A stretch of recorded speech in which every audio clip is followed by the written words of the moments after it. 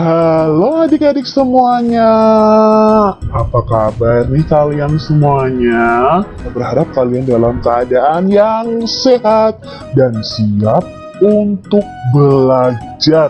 Nah, hari ini untuk kelas 2 sekolah dasar, kita sudah masuk di tema 2, subtema 1 pembelajaran yang ketiga. Lagu bisa dinyanyikan dengan tekanan kuat dan tekanan lemah. Masih ingatkah kamu lagu Berdayung? Nyanyikanlah kembali lagu tersebut bersama temanmu. Jadi lagunya seperti ini nih adik-adik.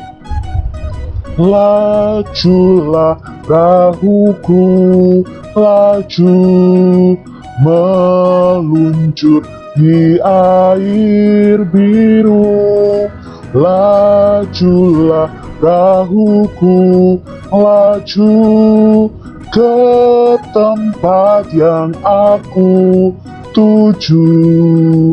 Jangan hirau angin datang, biarkan bertiup kencang. Lajulah perahuku, laju ke tempat yang aku tuju. Ini lagu Berdayung ciptaan dari Pak Ate Mahmud. Nah, kita lihat di sini ada tanda garis merah dan ada tanda garis bergelombang ini yang berwarna biru.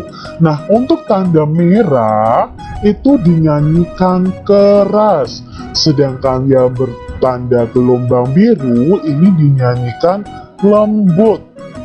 Baris yang tidak bertanda dinyanyikan biasa. Jadi ada tekniknya dalam menyanyi ini.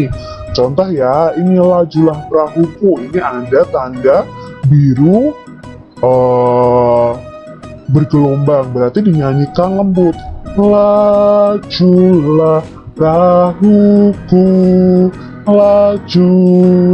Yang tidak ada tandanya berarti dinyanyikan biasa. Sedangkan yang bertanda merah itu harus dinyanyikan dengan tekanan yang kuat sehingga menyanyikannya dengan keras. Ayo mengamati. Nah, ini ada gambarnya adik-adik. Gambar tersebut ada ciri-cirinya. Aku adalah sebuah benda.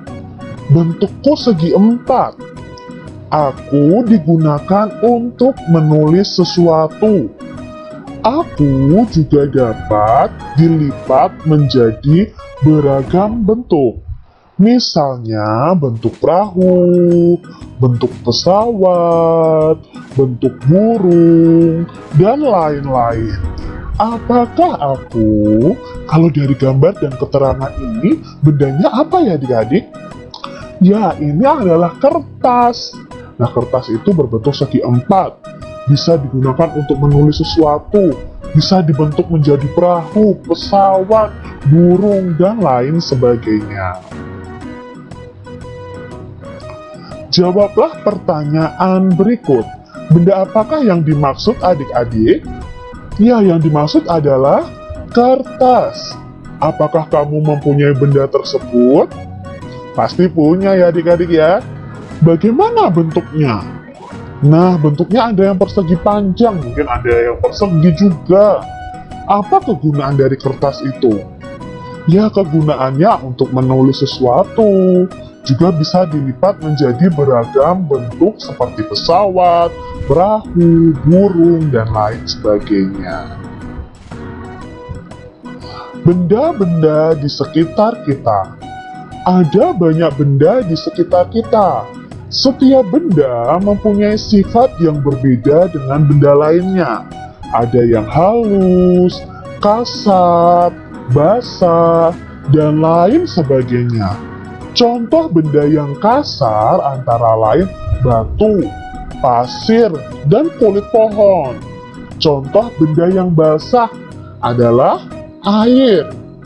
Benda yang memiliki permukaan halus antara lain ada kapas, bulu, dan kertas. Tentunya masih banyak sifat-sifat lain dari benda-benda di sekitar kita. Bentuk benda juga beragam, ada yang bentuknya tetap, ada juga yang berubah. Bentuk pensil dan kertas akan selalu tetap walaupun telah dipindahkan ke tempat yang berbeda. Nah, di sini bentuk-bentuk benda itu akan berubah-ubah ya adik-adik ya. Ada yang berubah, ada juga yang tetap. Contohnya kalau pensil ditaruh di atas meja, ya bentuknya seperti pensil. Ditaruh di dalam gelas, ya bentuknya seperti pensil, tidak akan berubah. Tapi ada juga benda yang bentuknya berubah-ubah sesuai tempatnya. Nah, nanti akan kita pelajari adik-adik. Sedangkan air di dalam gelas ini, jika dipindahkan ke botol, bentuknya akan berubah menyerupai botol. Nah, ini berbeda. Pensil dengan air berbeda. Kalau air dimasukkan ke dalam gelas, bentuknya akan seperti gelas. Kalau dimasukkan ke dalam botol, bentuknya seperti botol. Jadi, kalau air ini berubah-ubah sesuai bentuk tempatnya atau bentuk wadahnya. Nah, setiap kata itu memiliki makna atau arti. Kita akan belajar beberapa makna atau arti sebuah kata yang ada di dalam teks bacaan tadi. Nah, di sini Kak Cita punya beberapa kata yang akan kita cari tahu makna atau artinya. Nah, kata yang pertama adalah halus. Halus itu arti atau maknanya apa ya? Halus itu arti atau maknanya adalah licin, lembut, atau tidak kasar. Itu namanya halus. Kata yang berikutnya adalah kasar. Nah, kasar ini memiliki arti kata apa ya? Kasar ini artinya adalah kesat atau tidak halus. Berikutnya ada kata basah. Pakaian itu basah. Basah itu artinya apa ya? Basah itu artinya mengandung air. Kata berikutnya tetap. Nah, tadi ada pensil, kalau dipindah-pindahkan tempat, bentuknya akan tetap. Tetap itu berarti tidak berubah keadaan atau bentuknya. Lalu ada kata berubah. Nah, kalau berubah kan berarti berubah-ubah ya adik-adik ya, artinya berbeda dari semula. Jadi ini arti kata dari kata halus, kasar, basah, tetap, dan berubah. Sifat-sifat benda. Nah, di sini kita akan mempraktekkan untuk mengetahui sifat-sifat benda. Kalian bisa sediakan alat dan bahan yang diperlukan, yaitu ada kertas, batu, piring, gelas. Lalu kita cari tahu cara kerjanya. Yang pertama, letakkan kertas di lantai. Perhatikan bentuk dan besarnya adik-adik. Nah, kamu letakkan dulu kertasnya di atas lantai. Lalu ambil kertas itu dan pindahkan ke dalam piring. Apa yang dapat kamu lihat? Apakah kertas itu berubah bentuknya? Tidak ya adik-adik ya, kertas tidak berubah bentuknya. Lalu ambil batu dan letakkan di atas meja. Amati bentuk dan besarnya. Lalu yang keempat, pindahkan batu tersebut ke dalam gelas. Apa yang dapat kamu lihat? Apakah batu itu berubah seperti gelas? Tidak ya adik-adik ya. Berdasarkan kegiatan ini, apa yang dapat kita simpulkan adik-adik? Nah, kita bisa tuliskan kesimpulannya. Kertas tadi ditaruh di lantai lalu dipindah di piring, tidak berubah, tetap bentuknya. Begitu juga dengan batu ketika ditaruh di atas meja, lalu dimasukkan ke dalam gelas juga bentuknya tetap. Berarti kesimpulannya apa? Nah, ini simpulannya. Yang pertama, kertas dan batu tidak akan berubah bentuk dan ukurannya walaupun berpindah-pindah tempat. bentuk dan ukurannya akan sama adik-adik. Lalu kesimpulan yang kedua, kertas dan batu adalah benda padat yang kita pelajari di pembelajaran 1. Sifat benda padat ini, kertas dan batu ini, tidak akan berubah bentuk dan ukurannya, semuanya akan tetap. Ya, walaupun berpindah-pindah tempat. Kalau batu ditaruh botol ya ukurannya segitu, bentuknya seperti itu. Tidak akan berubah-ubah bentuk dan ukurannya. Itu sifat benda padat. Kertas, batu, piring, dan gelas adalah benda padat. Benda padat walaupun dipindahkan tempat, bentuknya selalu sama dan tidak berubah. Nah, di sini Kak Citra punya perahu nih yang dibuat dari kertas. Nah, perahu sendiri Kak Citra ada 2 kelompok. Perahu kelompok biru dan perahu kelompok merah. Nah, perahu kelompok biru dan kelompok merah itu jumlahnya masing-masing sama, ada 3 dan ada 3. Maka, kalau Kak Citra mencari jumlahnya, Kak Citra tinggal membuat penjumlahan 3 tambah 3. Kita ingat pembelajaran 1 dan 2 tentang perkalian. Nah, kita bisa mengubahnya dalam bentuk perkalian. Ada 2 kelompok, masing-masing kelompok berisi 3 perahu. Maka kita bisa menuliskannya dalam bentuk perkalian 2 dikali 3. Nah, 2 dikali 3, hasilnya kita tinggal jumlahkan semuanya. Perahunya 1, 2, 3, 4, 5, 6. Maka hasilnya ada 6 perahu. Lalu Kak Citra punya benda padat lagi, yaitu kelereng. Ada 3 kelompok kelereng.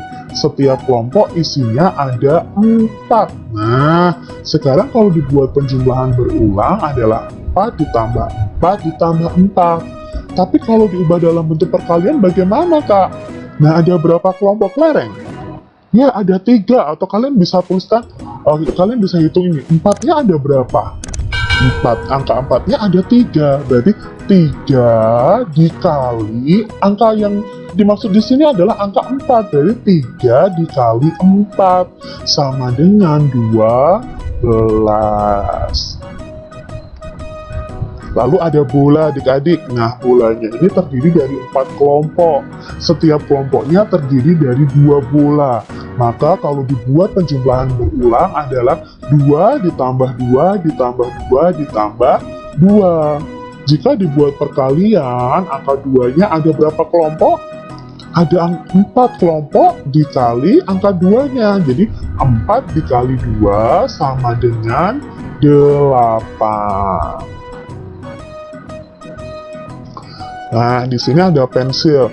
Pensilnya ada 3 kelompok. Masing-masing kelompok ada 2 pensil. Kalau dibuat penjumlahan, itu sama dengan 2 ditambah 2 ditambah 2. Nih, dari pensilnya ya. 2 tambah 2 tambah 2. Kalau dibuat perkalian, sama dengan, ya kalau dibuat perkalian 3 kali 2. Hasilnya, kita bisa hitung semua pensil. 1, 2, 3, 4, 5, 6. Hasilnya adalah 6 pensil. Nah, di sini ada buah apel nih. Ada berapa kelompok buah apel nih? Ada 4. Nah, masing-masing kelompok isinya ada berapa buah? Ya, masing-masing kelompok ada 4 buah ya. Maka ini kalau dibuat penjumlahan berulangnya adalah 4 ditambah 4 ditambah 4 ditambah 4. Lalu bentuk perkaliannya bagaimana, Kak? Ada berapa kelompok tadi? Ada 4 kelompok atau ada angka 4-nya sebanyak 4 ya. 1, 2, 3, 4. Maka kita tulis angka 4 dikali angka itu sendiri. Oh, dikali 4 juga, berarti 4 kali 4. Hasilnya kita bisa hitung semua jumlah apel. 1, 2, 3, 4, 5, 6, 7, 8, 9, 10, 11, 12, 13, 14, 15, 16. Maka hasilnya ada 16 buah apel. Begitu adik-adik untuk pembelajaran kita di tema 2, subtema 1, pembelajaran yang ketiga. Sampai jumpa kembali di video pembelajaran selanjutnya.